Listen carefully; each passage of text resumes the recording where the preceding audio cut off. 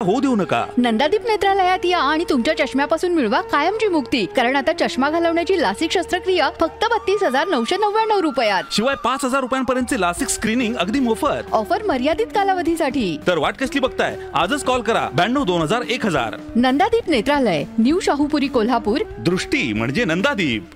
महापालिकेसमोर उबाटा गटाचं जवाब दो या चले जाओ आंदोलन। कोल्हापूर शहरामधील सर्वच रस्त्यांची अक्षरशः चाळण झाली असून कोल्हापूरकरांना व पर्यटकांना याचा मोठा त्रास सहन करावा लागत आहे। या खराब रस्त्यांमुळे अनेक अपघात होत असून बऱ्याच जणांना अनेक प्रकारचे हाडांचे व इतर विकार सुरू झाले आहेत। याला सर्वस्वी प्रशासनाचा निष्काळजीपणा जबाबदार असल्याचा आरोप शिवसेना उबाटा गटाकडून उपस्थित करण्यात आला। 100 कोटींच्या रस्त्यांबरोबरच कोट्यावधी रुपये कोल्हापूर शहरातील रस्त्यांसाठी खर्च केले जातात, परंतु हे कोट्यावधी रुपये कुठे मुरले जातात असा सवालही यावेळी उपस्थित करण्यात आला। आज पार्श्वभूमीवर शिवसेना उबाटा गटाच्या वतीने महापालिकेसमोर जवाब दो या चले जाओ आंदोलन करण्यात आलं। यावेळी जोरदार घोषणाबाजी करण्यात आली। या आंदोलनावेळी पोलीस बंदोबस्त तैनात करण्यात आला होता।